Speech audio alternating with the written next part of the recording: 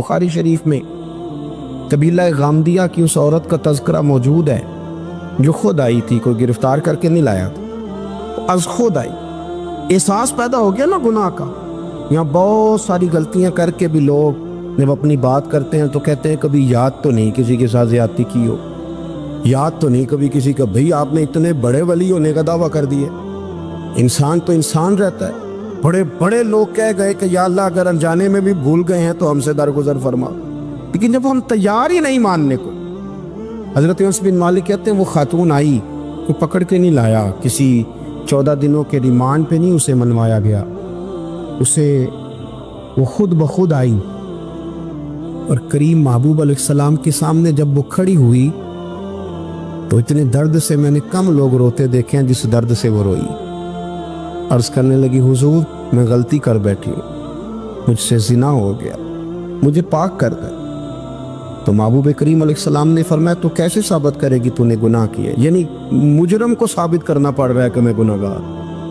ये वो कमाल है कि इंसानों को एहसास होने लगे कि यहाँ हम गलत हैं। जब एतराफ़ जुर्म होता है, जब बीमारी की तशख़ीस होती है तो फिर उसका इलाज भी हो जाता है। हज़रत अनस बिन मालिक कहते हैं वो अर्ज़ करने लगी, हुजूर मेरे पेट में नाजायज़ बच्चा है। हुजूर ने फरमाया जा, जब बच्चा पैदा हो तो फिर आना। वो 8 माह के बाद आई तो उसकी गोद में फूल सा बच्चा था। हुजूर ने फरमाया वापस जा, जब रोटी खाने लग जाए तो फिर आना। वो 2 साल सवा 2 साल दूध पिलाती रही। फिर जब आई तो बच्चे के हाथ में रोटी का टुकड़ा था।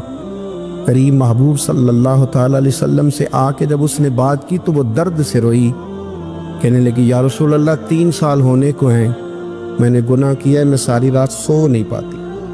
हुजूर तड़पती, अगर इस हाल में मर गई तो अपने रब को क्या मुंह दिखाऊंगा, मुझे पाक कर दे, मेरे हाल पे रहम फरमाए।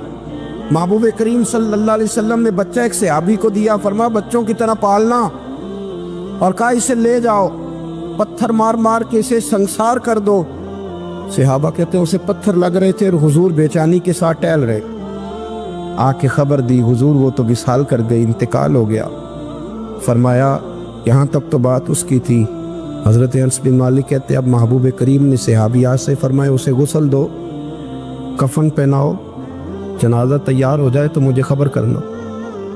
हज़रत अनस बिन मालिक कहते हैं गुस्ल हुआ, कफन हुआ, जनाजा तैयार हुआ तो हैरान हम तब हुए जब मेरे महबूब ने फरमाया सफ़े बनाओ, मैं खुद जनाजा पढ़ाऊँगा, मैं खुद जनाजा पढ़ाऊँ। और सरकार ने जनाजा पढ़ाया तो एक शख्स की जुबान से निकला, हुजूर इस मलऊन का माज़अल्लाह जनाजा जिसने नाजायज बच्चा जना, इसके लिए आप दुआ कर रहे हैं, जनाजा पढ़ा। हुजूर फरमाने लगे खामोश हो जाओ, तुमने गुनाह देखा है उसका एहसास नहीं देखा, तुमने गलती देखी है लेकिन उसकी तौबा का अंदाज नहीं देखा। और साहिब कंजुल उम्माल ने ये लफ्ज़ नकल किए हैं कि करीम महबूब फरमाने लगे उसने तो ऐसी शानदार तौबा की है कि अगर मैं अपनी सारी उम्मत में बांट दूं तो अल्लाह सब की मग़फ़िरत फरमा देगा। एहसास जब पैदा हो जाता है ना अपने दिल के अंदर कि यहाँ मैं गलत हूँ। इन्नल अब्दा इज़ा तरफ़ा सुम्मा ताबा ताबल्लाहु अलैहि औ कमा क़ाल नबी सल्लल्लाहु अलैहि वसल्लम, रवाहु मिशकात। हुजूर ने फरमाया जब कोई बंदा कहता है ना अल्लाह मैं भूल गया था, और फिर वो तौबा करता है तो रब उसकी तौबा को फ़ौरन ही कबूल फरमा लेता है। हज़रत अब्दुल्ला बिन उज़ाफ़ा जिहाद कर रहे थे, रूम के ईसाइयों ने गिरफ्तार कर लिया। 1000 आदमी ने मिल के पकड़ा, गिरफ्तार नहीं होते थे सहाबी। 1000 आदमी ने घेरा डाला, गिरफ्तार करके ले गए। और जब बादशाह के सामने गए तो वजीर कहने लगा बादशाह बंदा बड़े काम का है, अगर हमारे काबू आ गया तो फ़ायदा देगा। सहाबी हैं हज़रत अब्दुल्ला बिन उज़ाफ़ा, हज़रत फ़ारूक आज़म का ज़माना है, अगर काबू आ गया तो फ़ायदा देगा। बादशाह कहने लगा क्यों, क्या खूबी है? कहने लगे हम 1000 आदमी थे, ये अकेला काबू नहीं आ रहा था, 1000 आदमी थे, अगर हमारी फौज में शामिल हो गया तो बहुत बड़ा जर्नैल मिलेगा। बादशाह कहने लगा कोई मसला नहीं, 2-3 चीज़ें होती हैं बंदे को ख़रीदने के लिए, ख़रीद लेते। बादशाह कहने लगा अब्दुल्ला जितनी दौलत तुझे चाहिए मैं तुझे दे देता हूँ, मेरे लश्कर में आ जा, माज़अल्लाह इस्लाम छोड़ दे। हज़रत अब्दुल्ला बिन उज़ाफ़ा क्या फरमाते हैं? फरमाते हैं बड़ा तो बेवकूफ़ है, मैंने दौलत कमानी होती तो मदीने में बैठ के तजारत करता, मैं दौलत कमाने नहीं निकला, मैं तो रसूलुल्लाह की रज़ा कमाने के लिए निकला हुआ हूँ। दौलत कमानी होती तो किसी मार्केट में होता, मैदान में आना था। शहादत है मतलूब मकसूद मोमिन, न माले गनीमत न किश्वर कुशाई। ये दौलत तो लौंडी है रसूलुल्लाह के दरवाजे की, ये तो पीछे पीछे फिरती है नबी पाक के गुलामों। ये कमानी होती तो मैं किसी मार्केट में होता, मैदान में थोड़ा होता। अब्दुल्ला बिन हुज़ाफा से दूसरी चाल चली। कहने लगे मियाँ ओदा जो तुझे चाहिए, मैं बादशाह हूँ, मेरे नीचे जो ओदा तू कहेगा वो तुझे मिल जाएगा। हज़रत अब्दुल्ला बिन हुज़ाफा कहने लगे शायद तुझे पता नहीं मेरी तारीफ क्या है, शायद तू जानता नहीं मेरी तारीफ क्या है। कहा साहब की क्या तारीफ है? कहने लगे मैं रसूलुल्लाह का सहाबी हूँ और कायनात में सबसे बड़ा ओहदा मुस्तफ़ा के सहाबी होने का ओहदा है। सहाबा वो सहाबा थे जिनकी हर सुबह ईद होती थी, खुदा का कुर्ब हासिल था, नबी की दीद होती थी। फरमाया मैंने हुजूर के जलवे देखे हुए हैं, मुझे ओहदे की जरूरत ही नहीं, और मैंने ओहदा लेना होता तो मैं सियासत करता, मैं तो शहादत लेने निकला हूँ मैदान में, ओहदे का मैंने क्या करना है। अब बादशाह कहने लगा इसे कत्ल कर दो। वजीर कहने लगा नहीं, एक बात और है, मुझे एक चाल और चलने दो। कहा वो क्या? कहने लगे मेरी बेटी बड़ी खूबसूरत है, मुझे मौका दो अपनी बेटी को सजा बना के। वो जवान जिसकी जवानी इतनी बड़ी है कि 1000 आदमी मुकाबले में खड़ा नहीं होता, उस जवान के कमरे में रात की तन्हाई में बना सवार के बीबी को भेजा। वो बीबी कहती है मैं सारी रात बन सवर के इस सहाबी के कमरे में बैठी रही, लेकिन ये क्या शख्स था, सारी रात ही मुसल्ले पे बैठा रहा, सारी रात ही। कुछ देर थक जाता तो ये करीम रसूल पे दरूद पढ़ना शुरू कर देता। बीवी कहती है सहरी हो गई तो मैंने छू के देखा कि इंसान है कि जिन्न है, ये बंदा है कि फरिश्ता है, छू के देखा। कहने लगे पीछे हट जा। मैंने कहा मैंने तो सुना था तू 1000 के मुकाबले में है और तू इतना बेहिस्सा है कि बनी सबरी दुल्हन बैठी है, तूने नजर नहीं की। अब्दुल्ला बिन हुज़ाफा, बीबी कहती है नजर फिर नहीं उठाई, नजर फिर झुकी हुई है। कहने लगे बीबी मैं मजबूर हूँ, अब मेरे ऊपर कोई हुस्न नहीं चलता, मैंने जलवाए बद्दुहा का दीदार किया हुआ है, अब मेरी निगाहों में जचता नहीं कोई, इसलिए कि जैसे मेरे सरकार है ऐसा नहीं कोई। कभी भी अब नहीं किसी का मेरे ऊपर जादू चलता। मैंने मुस्तफ़ा को और कहा जरा पीछे हट के बैठ, मुझे मेरे रसूल ने गैर महरम से बचने का हुक्म दिया है, जरा पीछे हट के बैठ। सहरी का वक्त था तो बीबी कहती है उस नौजवान के जुमले मेरा सीना चीर गए, कलेजा फट गया, चीख निकली, मैं कुफर के आलम में रोई। मैंने कहा मुझे बता तो सही, आखिर ये जज्बा कहाँ से मिलता है, आखिर ये रोशनी तो मैंने देखी नहीं, कहाँ से आती है। एक मेरा बाप है जो बना सवर के मुझे तेरे कमरे में छोड़ गया, बतला ये कहाँ से कैफ आते हैं। अब्दुल्ला बिन हुज़ाफा कहने लगे अगर कैब लेना है तो तू भी मेरे मुस्तफ़ा का कलमा पढ़ जा, आजा दरवाजे रसूल पे झुक जा, मिल जाएगा। सवेरे दरवाजे पे बाप आया बेटी से रिजल्ट लेने, दरवाजा खोला तो बेटी नकाब पहने बाहर आई। बाप कहने लगा क्या बना? कहने लगी पीछे हटता, तू गैर महरम है, काफिर है, मैं मुसलमान हूँ। उसने कहा क्या हुआ? कहने लगी तेरे जैसे को बाप कहूँ, तेरे जैसे को जो मुझे इस्तेमाल कर रहा था। मैं तुझे बाप नहीं मानती, मैं अब रसूल वाली हो गई, मैं हजरत फातिमा की कनीजा हो गई, मैं अब नबी करीम की खादिमा हूँ, खबरदार मेरे करीब ना आना। ये दाव भी नाकाम हुआ। अब हजरत अब्दुल्ला बिन हुज़ाफा के सामने मौत खड़ी की, एक कड़ा में तेल गर्म किया, कहने लगे तुझे इसमें जलाया जाएगा। हजरत अब्दुल्ला बिन हुज़ाफा रदियल्लाहु ताला अन्हु जब जलने के करीब हुए तो रोने लगे। रूम का बादशाह कहने लगा शायद डर गया है। कहने लगे अब समझ आई है, अब तुझे पता चला है, चला आ जा। हजरत अब्दुल्ला बिन हुज़ाफा कहने लगे तू काफिर है, तेरी काफिरों वाली सोच है, इसलिए नहीं रोया कि मौत से डर गया हूँ, मैं तो इसलिए रोया हूँ कि एक जान है और नबी पाक पे कुर्बान हो रही है। काश रब मुझे 1000 जान देता, मैं सारी मुस्तफ़ा पे कुर्बान कर देता। एक सुनार ने गली में थी यतीम छोटे से बच्चे को घूमते देखा तो सुनार बे औलाद था, बच्चे को उठा के घर ले आया। 18 साल उस बच्चे की परवरिश की, उसको पाला पोसा जवान किया। सुनार के पास वो दुकान पे चला जाता, वो कई दफ़ा दुकान पे रहता, कई दफ़ा घर में रहता। एक दफ़ा वो दुकान पे था, बच्चा घर था, 18 साल का जवान। उसकी बीवी अकेली थी। وہ جس نے ماں بن کے پالا تھا اس نے اسی پہ حملہ کر دیا، اس کا بازو بری نیت سے تھاما۔ بیوی چیخی، تھوڑی دیر گزری تو وہ نوجوان پیروں میں بیٹھ گیا، کہنے لگا اماں پتہ نہیں مجھے کیا ہوا۔ شام کو سنار آیا، بیوی چیخنے لگی، چلانے لگی، کہنے لگی آج عجیب بات ہوئی، جس کو میں نے جگر کا خون دے دے کے پالا اسی نے گندی نظر ڈالی۔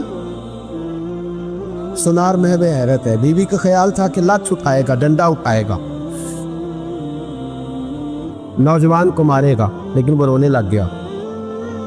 اس نے کہا آج اس نے میرا بازو تھاما ہے، جانے کیا کیا ہے۔ پریشان ہونے لگ گیا، سجدے میں گر گیا، کہا تو بتاتا کیوں نہیں؟ تو وہ سنار کہنے لگا اس کی غلطی نہیں، 18 سال کے بعد آج مجھ پر بھی شیطان سوار ہوا تھا۔ ایک عورت آئی تھی، وہ اپنے بازوؤں میں چوڑیاں پہننا چاہتی تھی تو میں نے بھی گندی نظر سے ہاتھ ڈالا تھا، رب کریم نے مجھے فوراً اس کی سزا دی۔ جن کے گھروں میں بیٹیاں ہوتی ہیں ان کی نظریں گندی نہیں ہوتی، جو بیٹیوں کے باپ ہوتے ہیں، جو بہنوں کے بھائی ہوتے ہیں، ان کی نظریں گندی۔ اور اگر تو ٹیلی فون کرتا ہے، تو کسی عورت کے ساتھ تعلق رکھتا ہے تو یہ بات لکھ لے، امام فخر الدین رازی 1، علامہ اسماعیل حقی 2، ملا جلال الدین رومی 3، امام خازن 4، امام جلال الدین سیوطی 5 حدیث کے استاد اور محدث لکھتے ہیں کہ اگر تو کسی پر گندی نظر ڈالے گا تو تیرا گھر بچ سکتا، یاد رکھ نہیں بچے، اس لیے کہ تیری نظر ہے، کسی کی بیٹی کو بیٹی سمجھ تاکہ تیری بچی کا پردہ قائم رہے، کسی کی بہن کو، یہ کیا بات ہوئی کہ تو جتنا مرضی گند معاشرے میں پھیلاتا رہے تیرا گھر بچا رہے، یہ کیسے ہو سکتا ہے؟ فَإِنَّ لَهُ مَعِيشَةً ضَنْكَ، اللہ فرماتے ہیں زندگی تنگ ہو جائے گی تیرے لیے مشکل، تو ڈھونڈتا پھرے گا کہ میں مرنے کو جگہ تلاش کروں۔ سچی توبہ کرے، کھری توبہ۔ یہ گناہ انسان کو مجبور کر دیتے۔ حضرت عبداللہ بن مبارک رحمۃ اللہ تعالی علیہ، ان کے سینکڑوں شاگرد تھے، ایک شاگرد کے انتقال کا وقت آیا تو گھر گئے ملنے، آپ کہتے ہیں میں نے زور لگا لیا پر اس کی زبان پر کلمہ جاری نہیں ہوا، میں اسے کہتا کلمہ پڑھ پر اس کی زبان پر جاری۔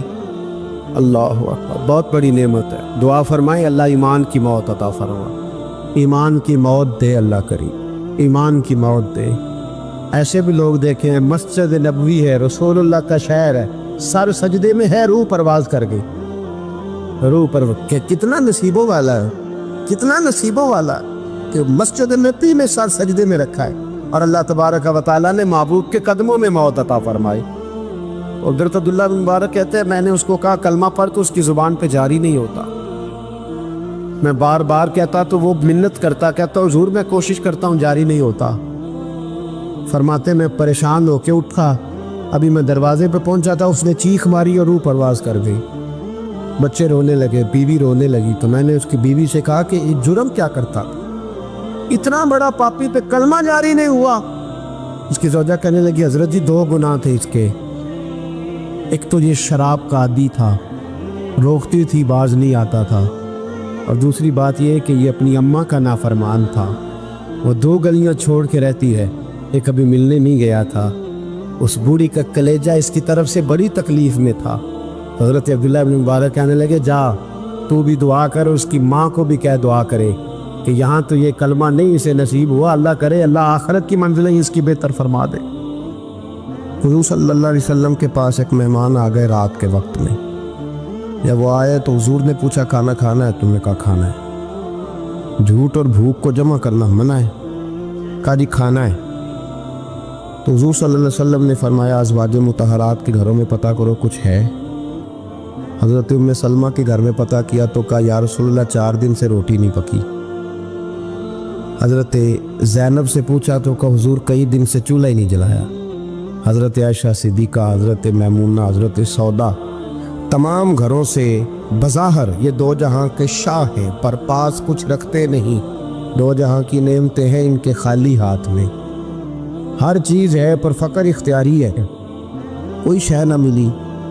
نبی پاک صلی اللہ علیہ وسلم نے مسجد میں اعلان کیا، فرمایا کون ہے جو میرے مہمان کو روٹی کھلائے؟ ان لفظوں کا حسن کوئی حسن والا ہی سمجھ سکتا ہے۔ فرمایا کون ہے جو میرے مہمان کو کھانا کھلائے؟ تو ایک صحابی لے گئے اور اٹھے، وہ صحابی جو صحابہ میں غریب تھے، ایک انصاری جو غریب آدمی تھے، بہت زیادہ امیر آدمی اللہ کی راہ میں خرچ نہیں کر پاتا، اس کے لیے مشکل ہو جاتا ہے۔ اس کے لیے بہت امیر آدمی جو ہوتا ہے نا، وہ جتنا زیادہ امیر ہوتا ہے نا، اتنی دیوار اس کے گرد کھڑی ہو جاتی ہے پیسوں کی، مشکل ہو جاتا ہے اس کے لیے۔ غریب آدمی کھڑے ہوئے، اگرچہ میرے محبوب کے غلاموں میں جو بڑے امیر تھے وہ بھی خرچ کرنے میں بڑے آگے تھے، حضرت عثمان غنی رضی اللہ تعالیٰ عنہ، حضرت عبد الرحمن ابن عوف، حضرت ابو بکر صدیق رضی اللہ۔ لیکن یہ غریب آدمی کا حضور میں لے جاؤں گا، میں لے کے جاؤں، اور یہ بخاری مسلم ہے۔ حضور نے فرمایا لے جاؤ، وہ اب سے آپ بھی گھر لے گئے اور بیوی سے مشورہ کیا، بات پہ غور کرنا، ہر چیز کی بھوک دیکھی جا سکتی ہے، بچوں کی نہیں دیکھی جا سکتی۔ وہ انصاری حضور کے مہمان کو گھر لے گئے، جا کے بیوی سے مشورہ کیا، کہا بھلی مانس گھر میں کچھ ہے؟ تو اس نے کہا تھوڑا سا بچوں کے لیے کھانا رکھا ہے، بچوں کے لیے۔ بچے تو بزدل کر دیتے ہیں، بچے تو آدمی کو بزدل کر دیتے ہیں، بچے تو مار دیتے ہیں، کلیجہ پھٹ جاتا ہے بچہ بھوکا ہو تو، نیند نہیں آتی۔ اب صحابی اپنی بیوی سے کیا کہتے ہیں؟ کہتے ہیں بچوں کو بہلا کے سلا دے، اور رسول اللہ کے لیے نہیں، رسول اللہ کے مہمان کے لیے، بھائی نبی پاک کے لیے نہیں، حضور کے تجھ سے در در سے سگ اور سگ سے ہے مجھ کو نسبت، میری گردن میں بھی ہے دور کا پٹکا تیرا، تجھ سے در در سے سگ سگ سے ہے مجھ کو نسبت۔ لمبی بات ہے کہ بچوں کو سلا دو۔ بی بی نے بچوں کو سلا دیا تو میاں بیوی کا مشورہ ہوا کہ مہمان کے ساتھ بیٹھ کے روٹی کھانا بھی سنت ہے۔ تو اب مہمان کے ساتھ بیٹھ کے کھانا بھی ہے تو کھانا ہے ایک دو آدمی کا۔ اب خاوند اپنی بیوی کو تیار کرتا ہے کہ میں بھی کھانے پہ بیٹھ جاؤں گا، تو بھی بیٹھ جانا، اور جب مہمان کھانے میں ہاتھ ڈال لے تو اٹھنا، کہنا او ہو دیا تو صحیح کیا ہی نہیں، ابھی بجھ جائے گا، اور جا کے دیا بجھا دینا۔ ہم ہاتھ ہلاتے رہیں گے، مہمان روٹی کھاتا رہے گا۔ اور یار اس درد کو، اس کیف کو سمجھو، گھر میں بچے بھی بھوکے، بچوں کی ماں بھی بھوکی، بچوں کا باپ بھی بھوکا، دسترخوان پہ روٹی لگ گئی، روٹیاں چون ڈالی، بی بی اٹھی کہنے لگی او ہو چراغ تو صحیح کیا ہی نہیں، یہ تو بجھ جائے گا۔ حوصلے مند بی بی جس نے بچے بھوکے سلا دیے، وہ بھوکے سوئے ہوئے بچوں کی بھوکی اماں اٹھی اور اپنے خاوند کی تابع داری میں اٹھی، میں گڈی تے ہتھ ڈور سجن دے، وہ جنج رکھے اونج رہنا ہے، اٹھی اور اس نے نہ دیا ٹھیک کرنے کے بہانے بجھا دیا۔ مہمان روٹی کھاتا رہا اور رسول اللہ کے نوکر قربانی دیتے رہے۔ وہ روٹی کھا کے سیر ہو کے بستر بچھایا تو سو گیا۔ یہ میاں بیوی ساری رات بچوں کی طرف دیکھتے رہے اور غور کرتے رہے اور راضی رہے کہ ہم نے حضور کا فریضہ نبھایا ہے۔ قربان جاؤں محبوب پہ، بے خبر ہو جو غلاموں سے وہ آقا کیا ہے۔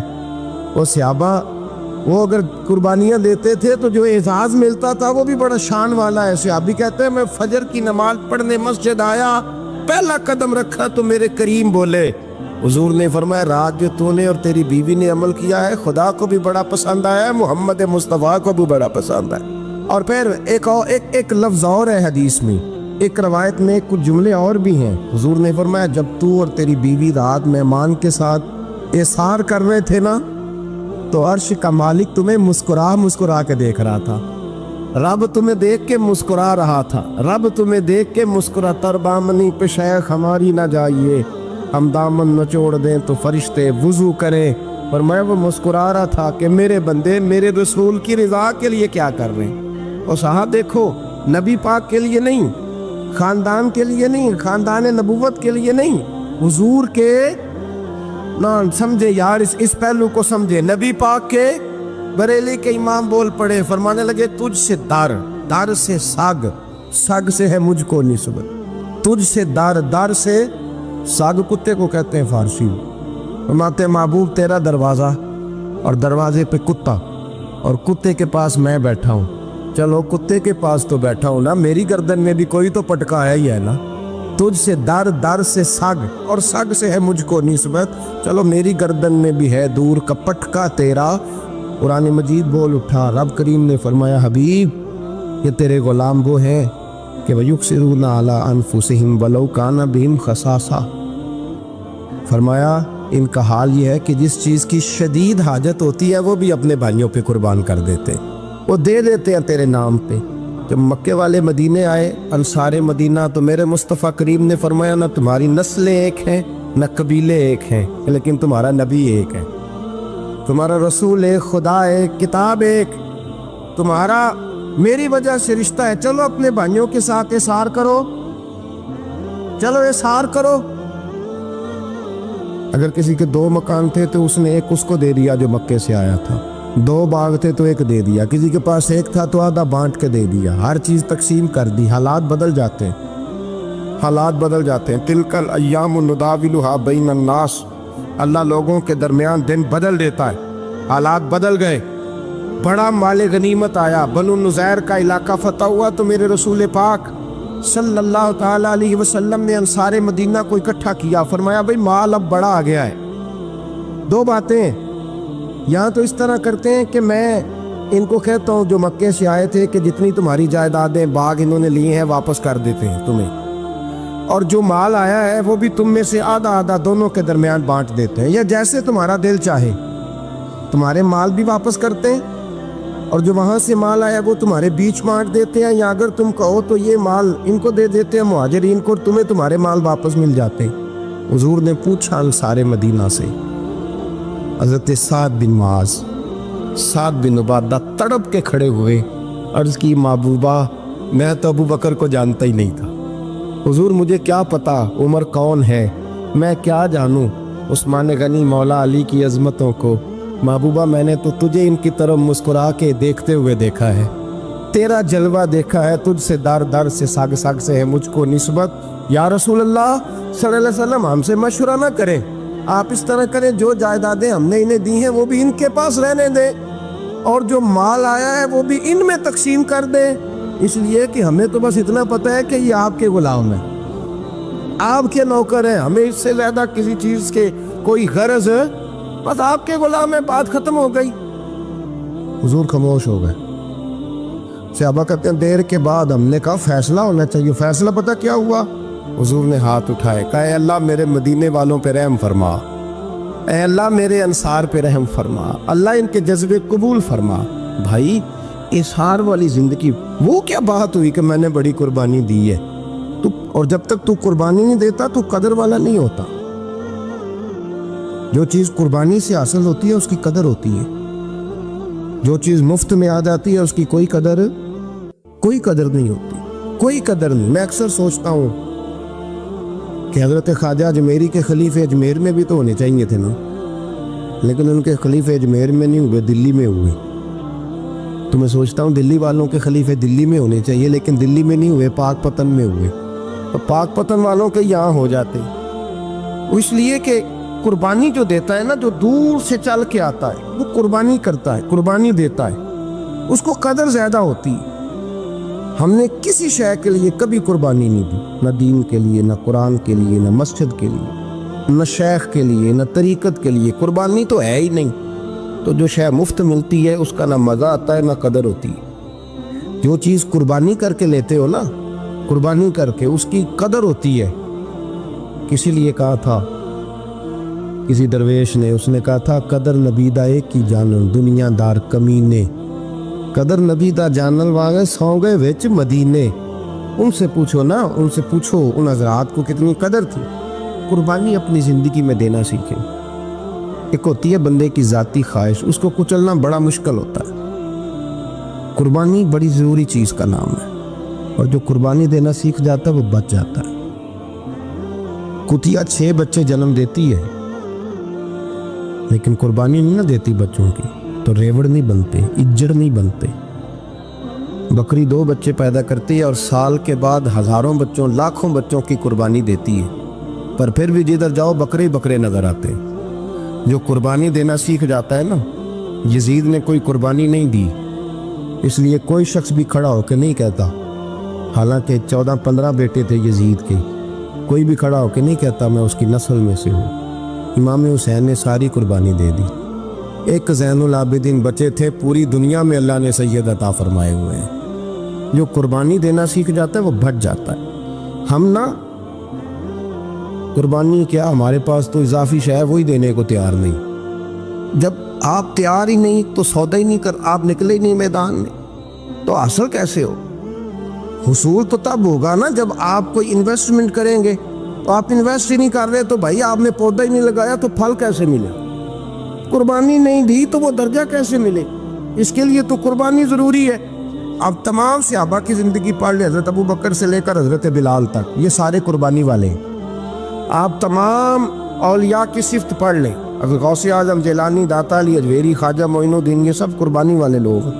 قربانی دیتے رہے تو بچے ہوئے ہیں. ان کے جو ساتھ تھے وہ بھی قربانیوں والے تھے. قربانی حصہ ہے طریقت کا، قربانی ضروری ہے. اور ہمارے صوفیات تو کہتے ہیں جس شخص نے تصوف میں آ کے قربانی نہیں دی.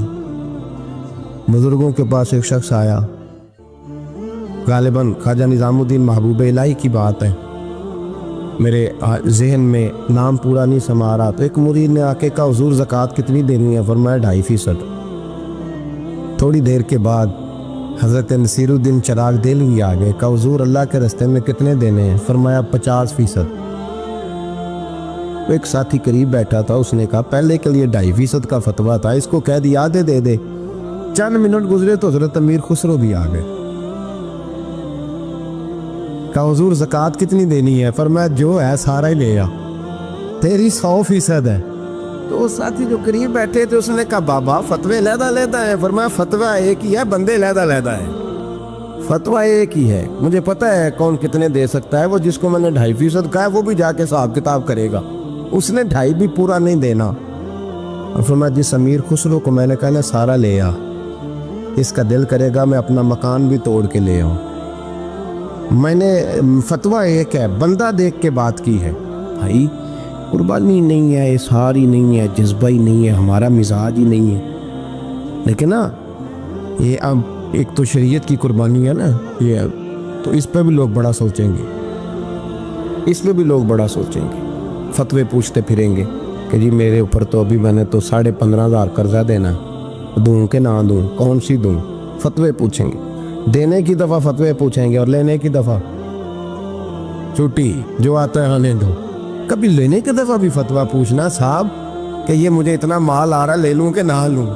وہ لے لیا، قابو کر لیا. جب دینے کی باری آئی تو فتویٰ احصار کرے. اور احصار صفت ہے مسلمان کی، یہ احصار کرنے لگتا ہے تو بچنے لگ جاتا ہے، اس کا فائدہ ہونے لگ جاتا ہے. قربانی دینے لگ جاتا ہے تو بچ جاتا ہے. کسی نے کہا تھا سن اے مسلمان، یہ نقطہ فیض قرآنی میں ہے، عظمت و اسلام اور مسلم صرف قربانی میں ہے. اگر تو جینا چاہتا ہے تو قربان ہو. حضرت سیدنا ابو بکر صدیق فرماتے ہیں میں حضور کے سامنے بیٹھا، ایک شخص آیا، اس نے آ کر کے کہا یا رسول اللہ صلی اللہ تعالی علیہ وآلہ وسلم، یہ میرے ہاتھ کے اندر خنجر ہے، میں قتل کر کے آیا ہوں. قاتل کھڑا ہوا. ایک طرف قرآن مجید کا حکم ہے کہ جس نے ایک آدمی کو قتل کیا پوری انسانیت کو قتل کیا. حضور یہ خنجر ہے، قتل کر کے آیا ہوں. میرے مصطفیٰ نے فرمایا کس کو قتل کیا؟ عرض کی حضور سگی بہن کو مارا ہے. سگی بہن تھی، میں نے قتل کر دی. میرے نبی پاک صلی اللہ علیہ وسلم نے فرمایا کیوں مارا؟ پیار نہیں تھا؟ کہا بہن سے کس کو پیار نہیں ہوتا، بڑا پیار تھا، پر مارا کیوں؟ تو صحابی رونے لگے، کہنے لگے محبوبہ میں بڑا پیار کرتا تھا، پر وہ کافرہ تھی، مشرکہ تھی، بڑا پیار کرتا تھا. جب بھی اس کے پاس جاتا وہ آپ کے بارے میں بات چھیڑ دیتی. میں اس کو کہتا سارا کچھ کر لے، میرے نبی کے بارے میں بات میں کر دوں، میں ہر شے سہ لیتا، پر مصطفیٰ کریم کی ذات کے بارے میں کوئی بات برداشت کرنے کی طاقت نہیں رکھتا. یہ والا جملہ نہ کہنا. میں اس کو روکتا، منع کرتا، تو باز نہ آتی. کہتے ہیں آج اس نے اتنی سخت بات کی کہ میں اس کا گلا کاٹ آیا ہوں، قتل کر دیا ہے. حضور میرے لیے حکم کیا ہے؟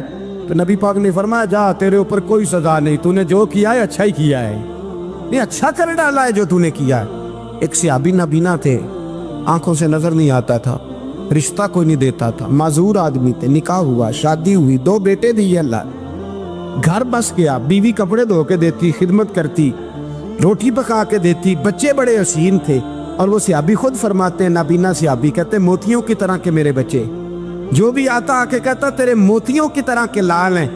لیکن آپ فرماتے ہیں ایک صبح اعلان ہو گیا، مدینے میں شور ہو گیا، کچھ نابینا صحابی کی بیوی قتل ہو گئی، کسی نے خنجر کے دبایا، مر گئی ہے. کہتے ہیں اس کے لواحقین اکٹھے ہوئے، در رسالت امام پہ آئے، آگے کہنے لگے حضور ہمارا قاتل ڈھونڈ کے دیں، ہماری بیٹی کو کس نے مارا؟ میرے رسول پاک نے مجمع پہ نظر ڈالی، فرمایا بھائی مجھے کہنے کی ضرورت نہ پڑے، اگر قاتل موجود ہے تو خود اٹھ جائے۔ خود اٹھے۔ وہ نبینا صحابی بیچ میں سے اٹھ کے کھڑے ہو گئے، کہنے لگے سونیا قاتل کوئی باہر نہیں، میں خود قاتل ہوں، میں نے مارا ہے، میں قاتل ہوں، میں نے مارا ہے۔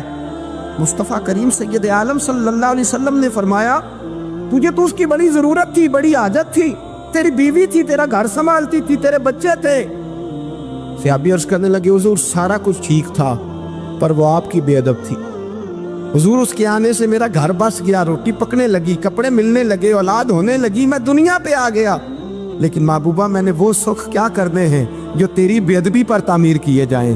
یا رسول اللہ مجھے کیا حاجت اس چیز کی، اس میں آپ کا پیار ہی نہ ہو، یا رسول اللہ آپ کی محبت ہی نہ، حضور میں نے قتل کر ڈالا ہے، مجھے بیوی نہیں چاہیے، مجھے وہ والی چاہیے جس کی زبان پر رسول اللہ کے نام کے ترانے ہو، جو حضور کی محفل کرنے والی ہو، نعت پڑھنے والی ہو، جو نبی پاک علیہ السلام کی ازواج کا، اولاد کا، بیٹیوں کا ذکر کرنے والی، مجھے وہ بیوی نہیں چاہیے جو بیوی بے ادبی کرے۔ میرے نبی پاک صلی اللہ علیہ وسلم نے محلے داروں سے پوچھا، فرمایا بات اس کی ٹھیک ہے؟ کہا حضور واقعی بے ادب تھی۔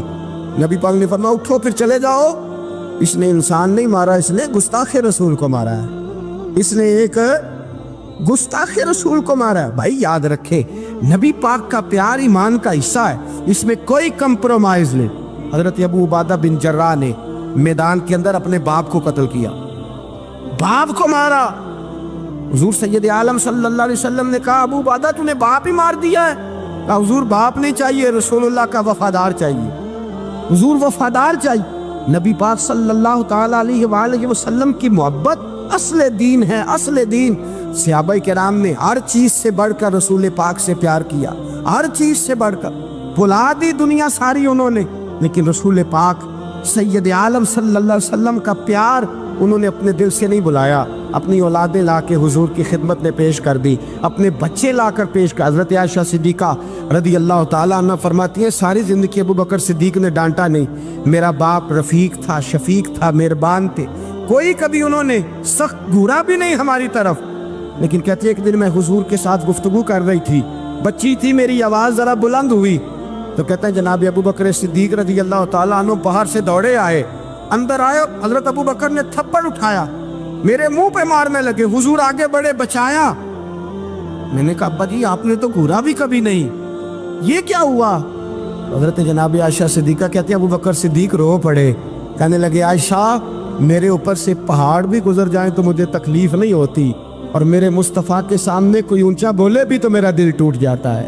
خبردار حضور سید عالم، حضرت عمر کا زمانہ تھا، کچھ لوگ آئے کہیں اور کے رہنے والے، مسجد نبی میں اونچی آواز میں بولنے لگے، اونچی آواز میں باتیں کرنے لگے۔ حضرت عمر نے بلایا، فرمایا ادھر آؤ، کون ہو، کہاں سے آئے ہو؟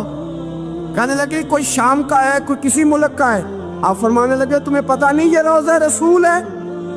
تمہیں پتہ نہیں یہ حضور کی مسجد ہے؟ لا ترفعوا اصواتکم فوق صوت النبی، تمہیں خبر نہیں تم کہاں آئے ہو؟ فرمایا اگر تم مدینے کے رہنے والے ہوتے میں تمہیں دھروں سے مارتا، تمہیں سزا دیتا۔ تمہیں ادب رسول کا نہیں پتا؟ تمہیں رسول اللہ صلی اللہ علیہ وسلم کے طریقے کا نہیں پتا؟ نبی پاک صلی اللہ علیہ وسلم کے وجود سے خون نکلا، حضور نے حضرت عبداللہ بن زبیر سے کہا ٹھکانے لگا دو، جاؤ ٹھکانے لگا دو، ایسی جگہ لگاؤ جہاں کسی کی نظر نہ پڑے، خون بہتا ہوا خون حرام ہے، قرآن پاک نے بیان کیا ہے، کہا ٹھکانے لگا دو۔ حضرت عبداللہ بن زبیر باہر نکلے اور حضور کا جو خون تھا وہ پی گئے۔ حضور نے کہا تھا پی لینا، کیا کہا تھا؟ ٹھکانے لگا دو، پی گئے۔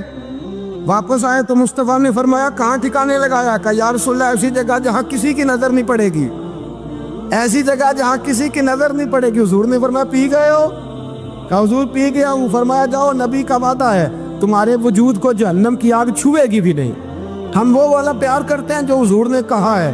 حضرت ام ایمن نبی پاک کی دائی تھی، حضور کی رضائی والدہ تھی، سرکار کی طبیعت مبارک علیل ہوئی تو حضور نے نا، ویسے نبی پاک جب پخانہ کرتے تھے نا تو حضرت عائشہ صدیقہ فرماتی ہیں حضور کے پخانے سے کستوری سے بھی زیادہ خوشبو آیا کرتی۔ اور آپ حضرت انس بن مالک فرماتے ہیں حضور کھیتوں میں پخانے کے لیے جاتے، میں ساتھ جاتا، جہاں نبی پاک صلی اللہ علیہ وسلم پخانہ کرتے میں وہاں جا کے دیکھتا تو کوئی شے نہ ہوتی۔ میں کہتا حضور کہاں گیا؟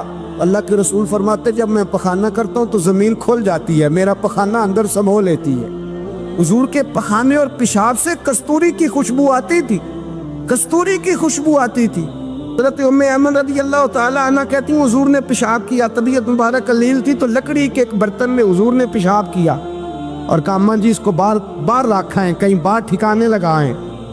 حضرت ام ایمن کہتی ہے میں نے اسے ہاتھ لگایا تو میرے وجود سے بھی خوشبو آنے لگی، میرا جسم مہکنے لگا۔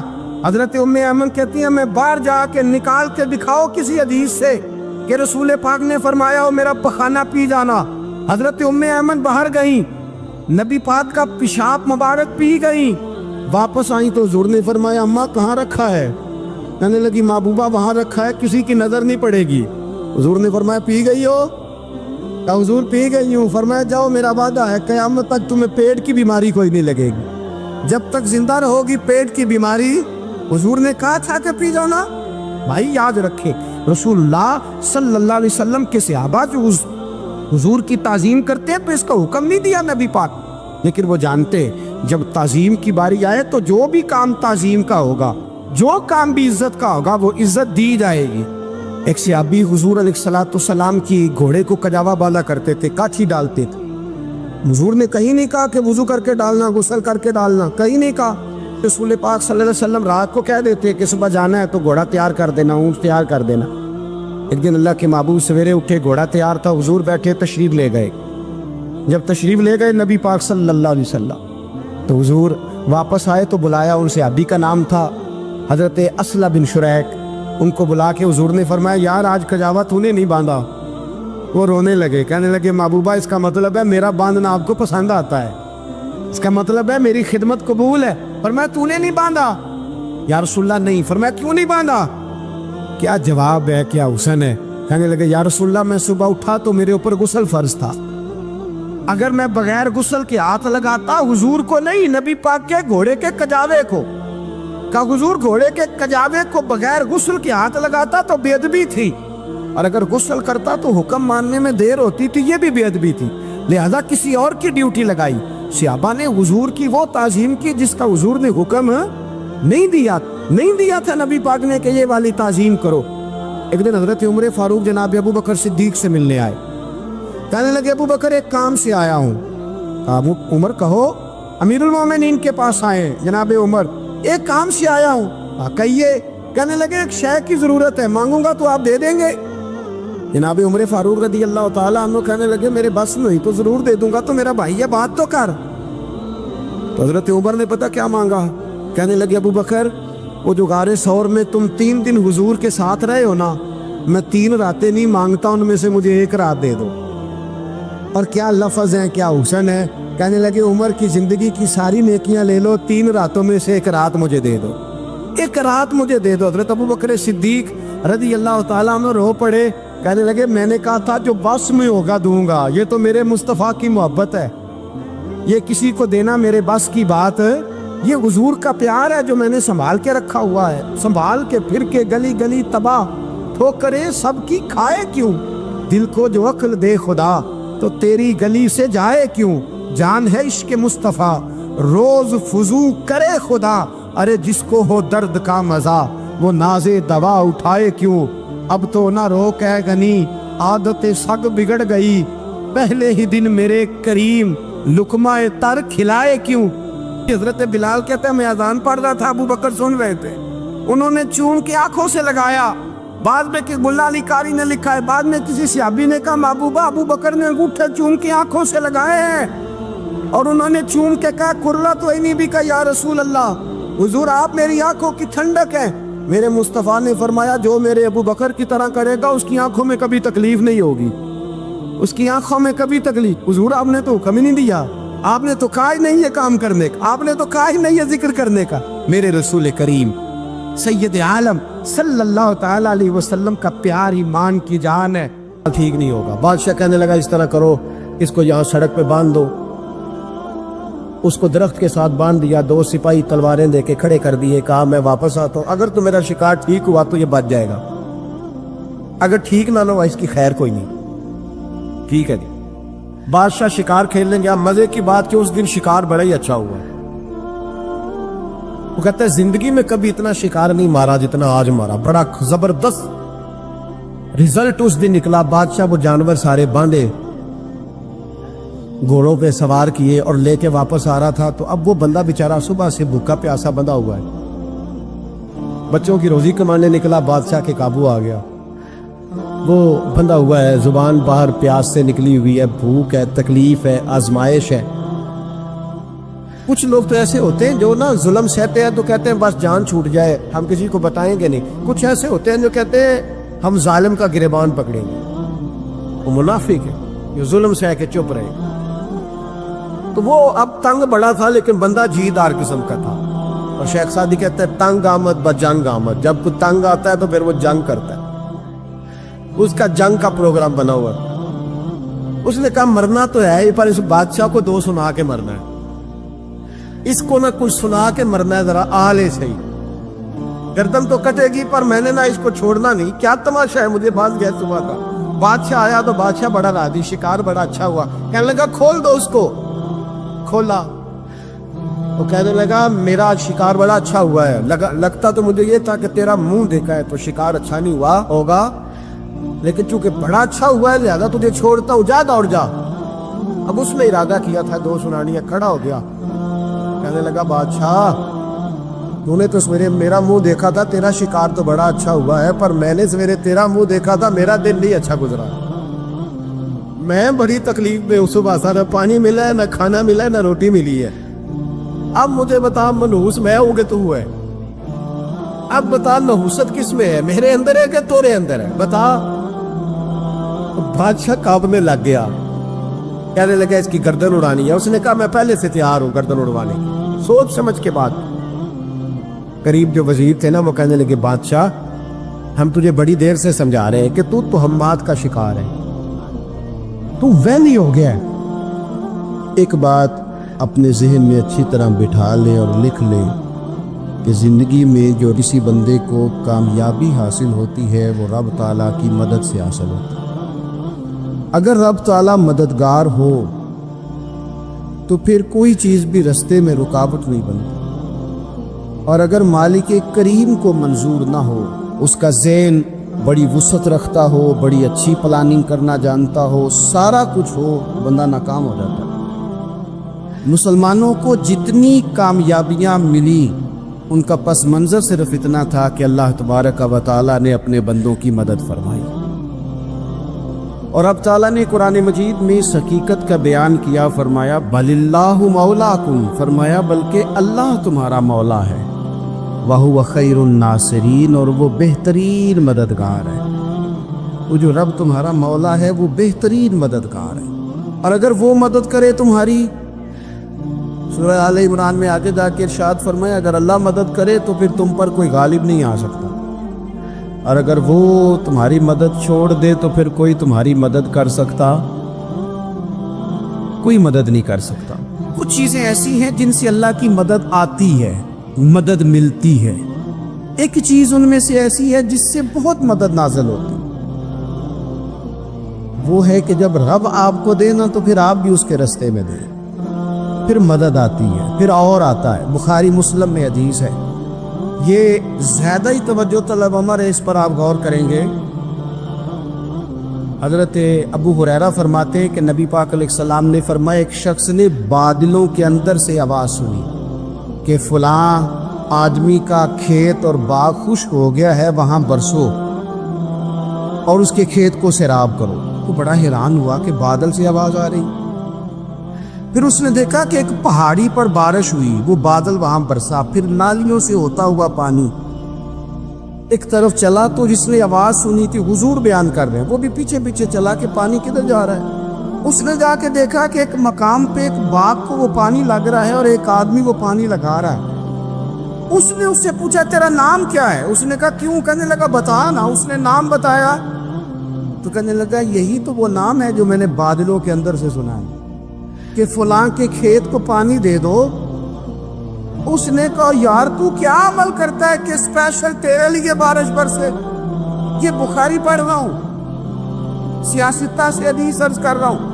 اس سے پوچھا تو کیا کام کرتا ہے کہ جناب اللہ تبارک و تعالیٰ کا حکم کرم آیا کہ خاص تیرے لیے پانی برسے اور تیرے کھیت کو سیراب کرے، تو اس نے کہا چھوٹا ذمہ دار ہوں، پر جب فصل اگتی ہے تو 3 حصے کرتا ہوں، ایک حصہ اپنے بال بچوں پہ، بہن بھائیوں پہ خرچ کرتا ہوں، ایک حصہ پورا اور ایک حصہ دوبارہ کاشتکاری پہ لگاتا ہوں، اور تیسرا حصہ خالص میں نے مسکینوں، یتیموں اور غریبوں کے لیے رکھا ہوا ہے۔ وہ جو تیسرا حصہ اللہ کرے آپ سمجھیں، وہ رب کے بندوں پہ تیسرا حصہ خرچ کرتا ہے نا، تو کریم مالک نے فرمایا جہاں سے غریب کا حصہ جاتا ہے وہ کھیت خشک نہیں رہنا چاہیے، وہ جہاں سے مسکین روٹی کھاتے ہیں وہ خشک نہ رہے، جہاں سے یتیموں کو کچھ آتا ہے کہیں اس کی فصل رہ نہ جائے۔ میں اور آپ بھی اگر اپنے مال میں مسکینوں، یتیموں، غریبوں کے حصے رکھ لیں گے تو فصلیں خشک نہیں رہیں گی، ان کے اندر تازگی آئے گی، نور آئے گا، کرم آئے گا، خاص کر خدا کی رحمت برسے گی۔ مدد اللہ سے چاہے، اپنی توجہات کا مرکز رب رسول کی ذات کو بنائے، پھر آپ محسوس کریں گے کہ بڑی جلدی اللہ تعالیٰ کی مدد آنے لگی ہے۔ جب رب مدد فرمائے، جب اللہ مددگار بنے۔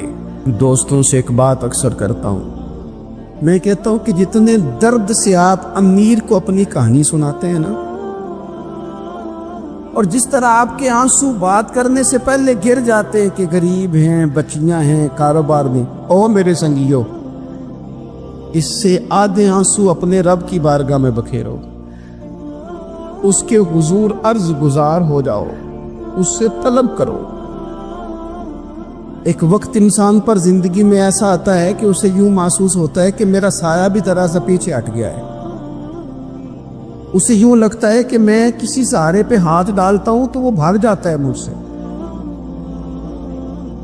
لیکن مالک کی بارگاہ ایسی عظیم بارگاہ ہے، رب رسول کے آستانے اتنے بڑے ہیں کہ آپ جب وہاں کشکولے طلب دراز کرتے ہیں تو جھولی پھیلانے میں دیر لگتی ہے، ان کو بھرنے میں تو کوئی دیر نہیں لگتی۔ ہم نے اپنا سوچ کا قبلہ ہی دنیا کو بنا لیا۔ یہ جو اللہ والوں کی مدد ہے یہ تو ہے نہیں، اللہ ہی کی مدد ہے، لیکن یہ جو شیخوں کی طرف توجہ کرنا، نوابوں کی طرف توجہ کرنا، دنیا داروں کی طرف توجہ کرنا اور اپنا مزاج اس طرح کا بنا لینا، یارو گردن کو جھکا دیتا ہے خیرات کا پتھر، جہاں میں مانگنے والوں کے سر کبھی اونچے نہیں ہوتے۔ اور اقبال کہتے ہیں غیرت ہے بڑی چیز جہان تگ و دو میں، پہناتی ہے یہ فقر کو تاج سردارا۔ میں عرض کروں گا کہ اپنی آپ جب توجہ کا قبلہ اللہ رسول کو بنائیں گے تو رب فرماتے وَيَرْزُقْهُ مِنْ حَيْثُ لَا يَحْتَسِبُ، میں نہ تجھے وہاں سے رزق دوں گا جہاں سے کبھی تیرا گمان بھی نہیں کیا ہوگا، یہاں سے بھی مل سکتا ہے، تو نے سوچا بھی نہیں ہوگا۔ بخاری شریف میں حدیث ہے، حضرت جابر ابن عبداللہ فرماتے ہیں نبی پاک صلی اللہ علیہ وسلم نے نا 300 لوگوں کا ایک لشکر روانہ کیا کسی مہم کے لیے، کسی جہاد کے لیے۔ حضرت ابو عبیدہ بن جراح رضی اللہ تعالیٰ عنہ امیر لشکر تھے۔ فرماتے غربت اتنی زیادہ تھی، بھوک اتنی زیادہ تھی کہ ایک ایک کھجور دن میں ایک وقت کھانے کو ملتی تھی، اور کچھ دن ایسے آئے کہ اب کھجور بھی نہیں مل رہی۔ فرماتے اتنی زیادہ بھوک لگی مجاہدین کو 300 بندہ پتے کھا کے گزارا ہونے لگے، یہ بخاری میں موجود ہے۔ آپ فرماتے کہ دریا کے کنارے ہمارا پڑاؤ تھا، ٹھہراؤ تھا، جب بھوک سے نڈھال ہو گئے نا وَيَرْزُقْهُ مِنْ حَيْثُ لَا يَحْتَسِبُ، اللہ وہاں سے روزی دیتا ہے، گمان بھی نہیں ہوتا۔ فرماتے ایک مچھلی اللہ تعالیٰ نے دریا کے کنارے بھیجی، فرماتے ہیں وہ تھی تو مچھلی پر پہاڑ جتنی تھی۔ بخاری میں لفظ ہیں، حضرت جابر ابن عبداللہ رضی اللہ تعالیٰ عنہ فرماتے ہیں 300 آدمی 18 دن تک اس مچھلی کو کھاتے رہے، مچھلی ختم ہی نہیں ہوئی۔ مچھلیاں نہیں، مچھلی कहते हैं 18 दिन 300 बंदा खाता रहा, मछली खत्म ही नहीं हुई। और फरमाते हैं कि उसकी हड्डी निकाल के, कांटा कहेंगे आप अपनी जुबान में, कहते हैं वो निकाल के ना तो उसको खड़ा किया ना जब, तो ऊंट कजावे समेत उसके बीच से गुजर जाता था। दो उसके कांटे जोड़े। फरमाते हैं वो उसका गोश्त हम खाते थे और उसकी चर्बी बतौर तेल के हम जिस्मों पे मलते थे, बीमारों को उससे सुकून आता था, तंदुरुस्ती शिफा होती थी। फरमाते हम खाया भी हमने और कुछ लेके हम मदीने भी गए, और कुर्बान जाए नबी पाक ने भी उसमें से खाया। हमने अर्ज की हुजूर ये मुअम्मा क्या है, ये माजरा क्या है? तो महबूब ने फरमाया तुम्हारे पास ग़िज़ा नहीं थी, रब ने तुम्हारे लिए बंदोबस्त किया है, अल्लाह ने तुम्हें दिया है। ये नौजवान दोस्त मेरी बात लिख ले, परेशान लोग मेरी बात लिख लें, इनके पास कुव्वत फैसला नहीं वो इस बात को लिख ले। हज़रत अब्दुल्ला इब्न अब्बास फरमाते हैं मेरे नबी पाक अलैहिस्सलाम ने मुझसे फरमाया था, अब्दुल्ला सुन, अगर सारी दुनिया मिल के तेरा कोई नफ़ा करना चाहे, कर नहीं सकती जब तक मेरे रब की रज़ा ना हो। और फरमाया सारी दुनिया मिल के तेरा कुछ बिगाड़ना चाहे तो अब्दुल्ला बिगाड़ नहीं सकती जब तक रब करीम की हिकमत का तकाजा ना हो। लोगों से डरना, लोगों की तरफ देखना, माहौल देख के अपने राह का तयन करना, हर बंदे के ख्यालात के मुताबिक ढलने की कोशिश करना, फलाना ना नाराज हो जाए, फलाना ना नाराज हो जाए, वो जिसने होना हो जाए, बस रब और रसूल नाराज ना हो। न देखो दुनिया की तरफ, दुनिया रुला देती है। नाराजी करो बंदों को, बंदे थका देते। न पीछे भागो हर वक्त दुनियादारों के, ये इंसान को कमजोर कर देते हैं। वो तो करीम ही बड़ा है। दो आंसू जमीन पर बाद में गिरते हैं, बंदे के गुनाह सारे पहले माफ फरमा देता है। अल्लाह की मदद का हुसूल, अपने मालिक की मदद की तरफ बढ़ना। आपको बदर की जंग भी यही दरस देगी, आपको उहद का मैदान भी यही सबक देगा, फतह मक्का भी यही सबक देगा। अपनी जिंदगी में अल्लाह की मदद की तरफ बढ़े, मालिक की मदद का हुसूल इख्तियार करने की कोशिश करें, अल्लाह के साथ अपने आप को जोड़े। अगर अल्लाह की मदद नसीब हो, ये जो हम जितना डरते रहते हैं, सहमे रहते हैं, परेशान रहते हैं, कोई क्या कर देगा, हमारे यहाँ ना हर शोबे में माज़अल्लाह एक माफिया है, इल्ला माशाअल्लाह। वो माफिया कहता है मेरे साथ मिलोगे तो मैं चलने दूंगा, वरना मैं नहीं चलने दूंगा। मार्केट में आ ही नहीं सकता फलाना बंदा, क्योंकि यहाँ हमारा कब्जा है। और मेरे भाई फिर बहुत सारे लोग जिनकी नीयतें और इरादे बड़े अच्छे होते हैं शुरू में, वो भी उस माफिया का शिकार हो जाते हैं और उनके रंग में रंग जाते हैं। याद रखना, किसी शख्स की ब्लैकमेलिंग का कभी शिकार ना होना, कभी किसी की मीठी और मुसज्जा मुकफ़ा बातों का शिकार ना होना। कोई क्या कर सकता है अगर अल्लाह मददगार हो तो? जिसको रब करीम उठाना चाहे उसे कोई गिरा सकता है? हम ये डरे डरे सहमे सहमे परेशान परेशान फैसला करने की ताकत नहीं, मुझे चलना चाहिए कि नहीं, उठना चाहिए कि नहीं, करना चाहिए। उठ बांध कमर क्यों डरता है? फिर देखो खुदा क्या करता है। अपनी जिंदगी में अपने मालिक को मौला जान के, बलिल्लाहु मौलाकुम, अल्लाह तुम्हारा मौला है, हुवा खैरुन नासिरीन, वो बेहतरीन मददगार है। तवज्जो जब भी करें रब की जानिब करें, अपने दिल का किबला दुरुस्त रखें, सोचों